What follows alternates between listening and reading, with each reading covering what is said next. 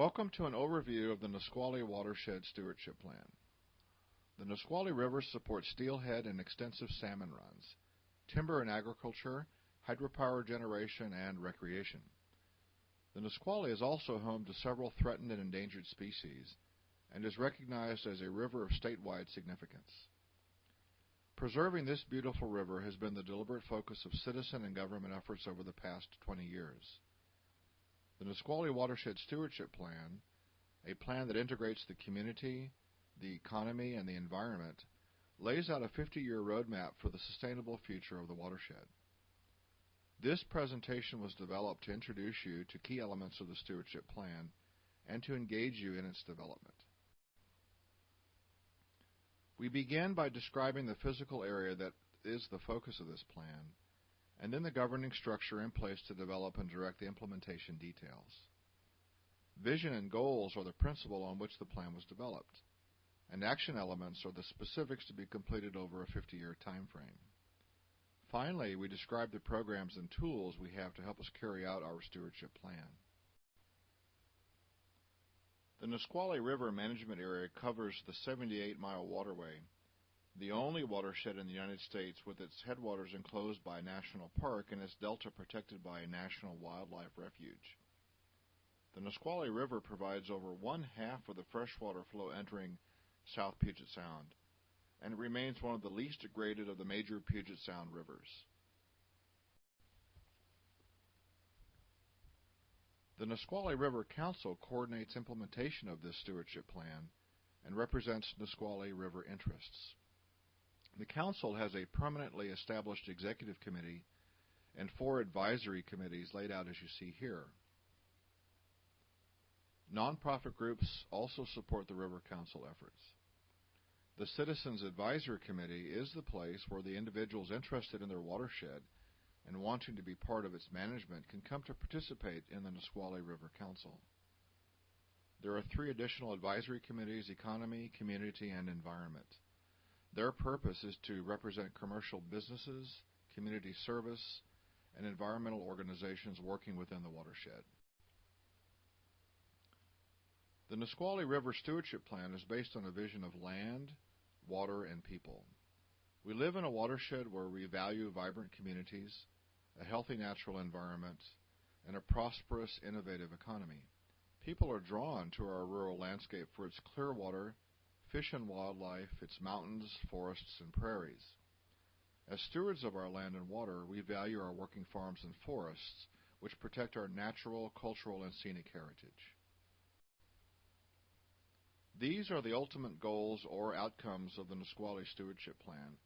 We will describe each of these in more detail.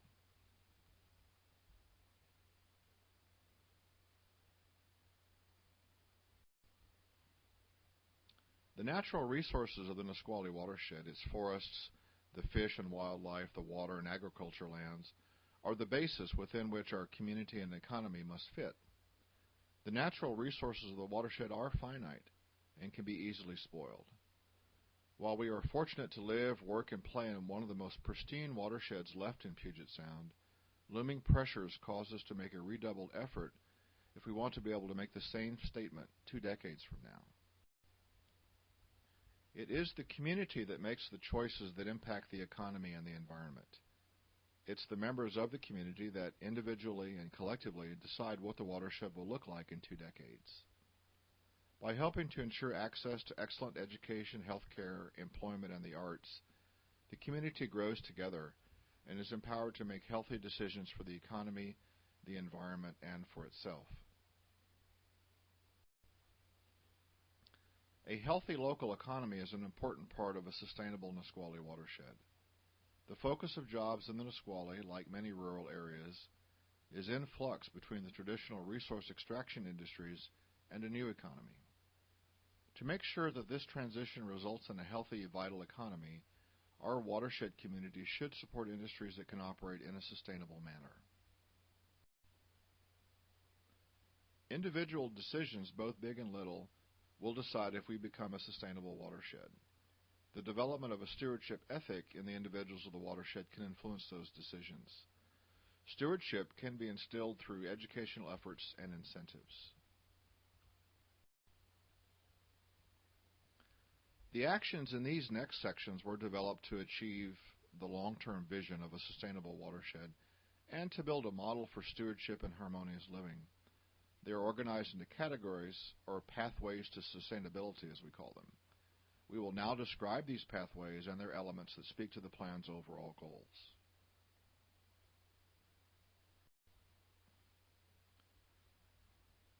The goal is to have a healthy, functioning community that makes decisions that have a positive impact on watershed sustainability. It's also the aim to create a watershed community that transcends the civic boundaries of towns, cities, and counties into a single community from the glacier to the sound.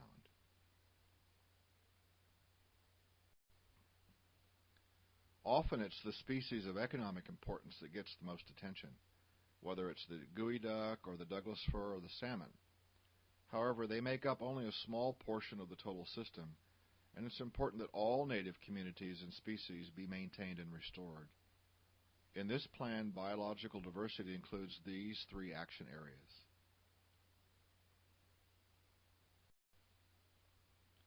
Aquatic management includes non-commercial species of fish and shellfish and aquatic plants and habitat. The goal here is to restore natural watershed processes and functions that support healthy aquatic life.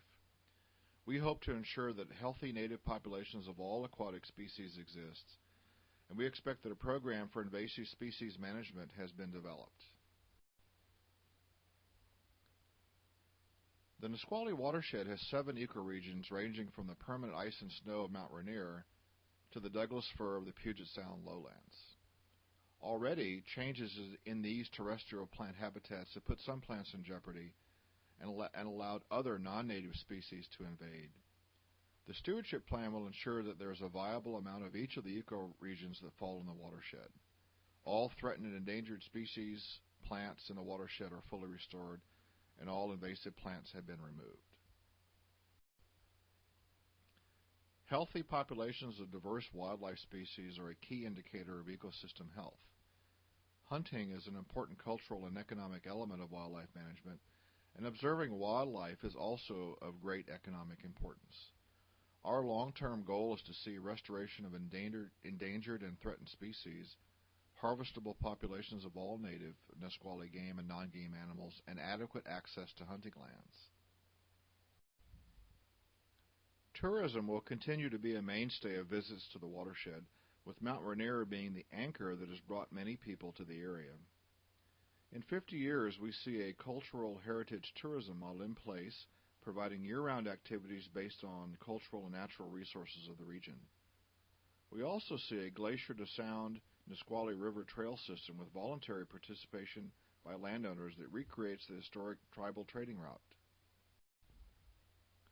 Many people experience the Nisqually watershed through their car as they are headed somewhere, down I-5 or up to the mountain. It's important to maintain the scenic vistas that make this such a beautiful watershed to travel through. The scenic vistas need to be identified, threats quantified, and voluntary protections put into place. We also recognize that driving through unattractive areas to get to the gem decreases the entire experience. We will seek to keep the area clean through education and agreements for cleanup. A healthy, vibrant economy that is built on sustainable industries is critical to the success of this plan and the Nisqually watershed as a whole. But we have a lot to do. The traditional and natural resource-based industries of the watershed are broken out in subsequent slides, each with specific goals. The heart of the sustainable economy in the Nisqually watershed will be attracting green business and industry to serve as economic drivers. Sustainable business concepts can include energy efficiency, waste reduction, local manufacture and use, greenhouses, native plant nurseries, and reusable materials. New and existing industries enhance the sustainability of the watershed. Agriculture is increasingly coming under threat from development and market pressures.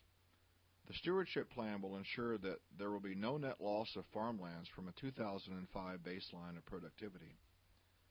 A balance will have been achieved between incentives and regulations so that they work together to promote sustainability and economic vitality. The connection between urban and rural has been strengthened through a knowledge of farming and its needs.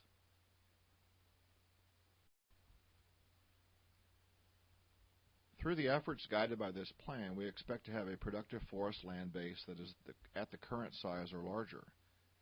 That there is regulated and enforced programs of sustainable harvest of timber and non-timber products, and that 99% of the lands are in a certification program. The primary threat to shellfish harvest, tribal, recreational, and commercial, is the degradation of water quality. Therefore, the water goal is closely linked to this goal, and improving and maintaining water quality will serve to meet both. We expect healthy and abundant shellfish stocks that are safe to eat, and no shellfish beds are restricted because of contaminated water. Fisheries are an integral part of the history and culture of the Nisqually watershed, and they also serve as an indicator of its overall health. Through this plan, we will see that all natural salmon and trout populations have been restored to levels that support an abundant harvest. Warm water fisheries compatible with healthy populations of native fish have been established, and all natural populations are self-sustaining. Moving now from sustainable economy, water is the sustainer and purifier of the Nisqually. Our long-term goal is clean water in quantities that support the needs of the population without impacting the habitat.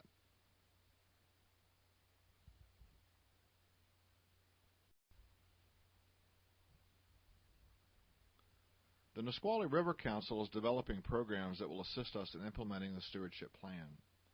Low-impact development guidelines have been developed, and the River Council is working with the counties to enable ordinances for the streamlined implementation of low-impact development projects.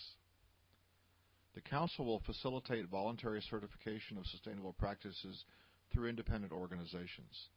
This will be developed into a Nisqually label recognizable as a local and regional marketing tool. Every 3 years, the Council will produce a snapshot of the watershed and a measure of its health. This report card will show the key indicators of watershed health on a continuing basis. Education and interpretation will continue to be a major component of the Nisqually River Council's efforts, particularly integration of sustainability into education coordination. Let us highlight some of the programs already in place. The Nisqually Stream Stewards teaches volunteers and landowners how to assess stream health, evaluate salmon habitat potential, gather data about their local creeks, and identify places in the watershed where projects could improve the river system.